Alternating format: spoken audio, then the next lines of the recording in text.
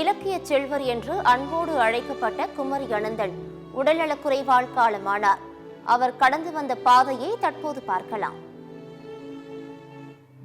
தமிழ் இலக்கியங்களில் ஆழமான புலமைமிக்க தமிழ் உணர்வாளர். நாடாளுமன்றத்தில் தமிழ் கேள்வி எழுப்பும் உரிமையை பெற்றுத் தந்தவர். பெருந்தலைவர் காமராஜர் விருது மற்றும் தகைசால் தமிழர் விருதுகளை தனதாக்கியவர். அவர்தான் இலக்கிய செல்வர் குமரி அனந்தன் என அழைக்கப்படும் அனந்தகிருஷ்ணன். பிரிட்டிஷ் இந்தியாவின் திருவிதாங்கூர் பகுதியில் உள்ள குமரிமங்கலம் என்ற அகிரீஸ்வரபுரத்தில் 1933 ஆண்டு மார்ச் 19ஆம் தேதி விடுதலை போராட்ட வீரரான ஹரிகிருஷ்ண பெருமாள் மற்றும் தங்கம்மை தம்பதியின் மகனாக பிறந்தார் குமரி அனந்தன்.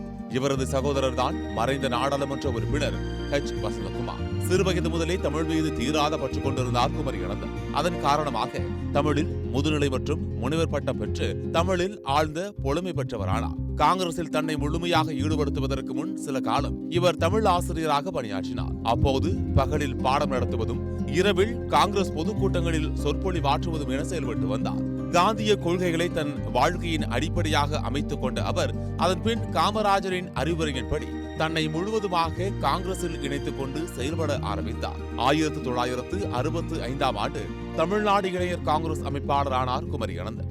குமரி அனந்தனுக்கு கிருஷ்ணகுமார் என்ற மனைவியும் 4 மகள்களும் 1 மகனும் உள்ளனர். இவருடைய மகள்களில் ஒருவர்தான் பாஜக மூத்த தலைவர் தமிழிசை சவுந்தரராஜன்.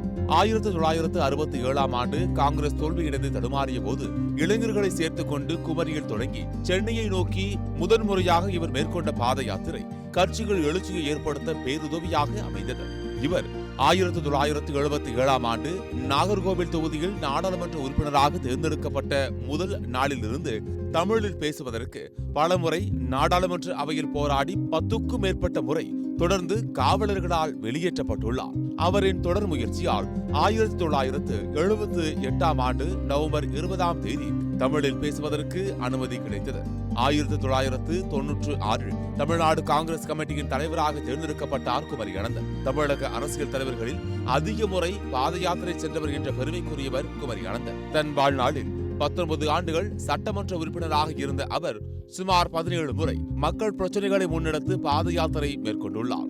நல்லாட்சி தந்த நாயகன் காமராஜ், பேச்சுக்கலை பயிற்சி, பூச்சரம், படித்தேன் கொடுத்தேன் போன்ற 29 புத்தகங்களை குமரி அனந்தன் எழுதியுள்ளார். தமிழக அரசு 2021ஆம் ஆண்டிற்கான பெருந்தலைவர் காமராஜர் விருதையும் 2024ஆம் ஆண்டில் தகைசால் தமிழர் விருதையும் குமரி அனந்தனுக்கு வழங்கி சிறப்பித்தது.